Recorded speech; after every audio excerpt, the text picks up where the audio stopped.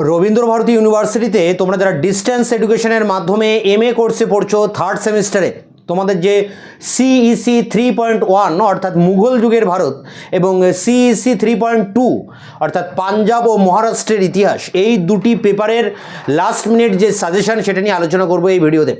এখানে মাত্র অল্প কয়েকটি প্রশ্ন এই লাস্ট মিনিট সাজেশনে রাখা হয়েছে, এগুলো তোমরা অবশ্যই দেখবে, এর মধ্যেই তোমরা কমন পেয়ে যাবে। তোমাদের যে সিসি পেপারগুলো রয়েছে সিসি 3.1, 3.2, 3.3, এই তিনটি পেপারেরও লাস্ট মিনিট সাজেশন চ্যানেলে আপলোড করে দিয়েছি, তার লিঙ্ক দেওয়া থাকবে এই ভিডিও ডেসক্রিপশন বক্সে।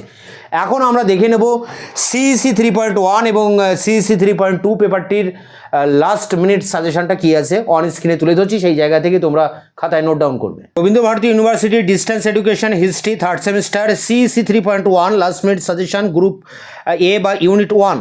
এখান থেকে যে প্রশ্নগুলো করবে দেখো, অষ্টাদশ শতকে জায়গিরদারি সংকট মুঘল পতনে কীভাবে ত্বরান্বিত করেছিল।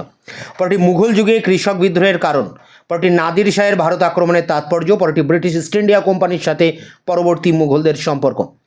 পরটি দেখো রয়েছে অর্থাৎ ইউনিট 2তে যে প্রশ্নগুলো তোমরা পড়বে, পরবর্তী মুঘল শিল্প স্থাপত্য, 18 শতকে ভারতের নারীদের অবস্থা, পরটি 18 শতকে ভারতে নগর জীবনের বর্ণনা, পরেরটি 18 শতকে বিতর্ক অর্থাৎ অন্ধকার যুগ বা সমৃদ্ধি যুগ বলা যায় কিনা।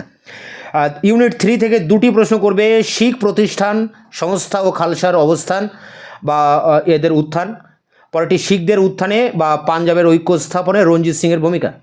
ইউনিট 4 এখান থেকেও তোমরা 4টি প্রশ্ন করবে, শিখ প্রশাসনিক ব্যবস্থা, শিখদের ইতিহাসের বিকাশে শহীদের ঐতিহ্যের তাৎপর্য, পরটি শিখ ইতিহাস চর্চার বিভিন্ন দিক, এবং শেষ প্রশ্ন শর্ট নোট লেখো, রাখি, দল খালসা, শরবত খালসা, গুরুদ্বার, গুরুমাতা।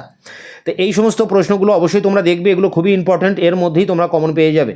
এবারে সিইসি 3.2 এখানে লাস্ট মিনিট যে সাজেশন 2026 ইউনিট 1 থেকে যে প্রশ্নগুলো করবে, পেশোয়া বালাজি বিশ্বনাথ কীভাবে মারাঠা সাম্রাজ্য প্রতিষ্ঠা করেন, পরটি মারাঠা স্বাধীনতা সংগ্রামে তারাবাইয়ের ভূমিকা, পরটি মারাঠা রাজনীতিতে মহাদজি সিন্ধিয়া ও নানা ফড়নবিশের ভূমিকা, পরটি তৃতীয় পানিপথের যুদ্ধের গুরুত্ব। এর মধ্যে দুটি প্রশ্ন অবশ্যই তোমরা কমন পাবে। ইউনিট 2 থেকে তোমরা করবে মহারাষ্ট্রে নারীদের অবস্থা, মহারাষ্ট্রে ভূমি রাজস্ব ব্যবস্থা, মহারাষ্ট্রে বালুতেদারি ব্যবস্থার বৈশিষ্ট্য, পরটি মহারাষ্ট্রের সাহিত্য কেমন ছিল। ইউনিট 3 থেকে দুটি প্রশ্ন, নতুন সুবা হিসাবে অযোধ্যার উত্থান ও সুবাদারের ভূমিকা, পরটি অযোধ্যার বিভিন্ন প্রকার ভূমি রাজস্ব ব্যবস্থা। ইউনিট 4 থেকে তোমরা 3টি প্রশ্ন করবে, অযোধ্যার স্থাপত্য সংস্কৃতি শিক্ষা ব্যবস্থা, অযোধ্যার ধর্মীয় দিক থেকে মিশ্র সংস্কৃতির উদ্ভব, এবং অযোধ্যার সামাজিক ও অর্থনৈতিক জীবন কেমন ছিল।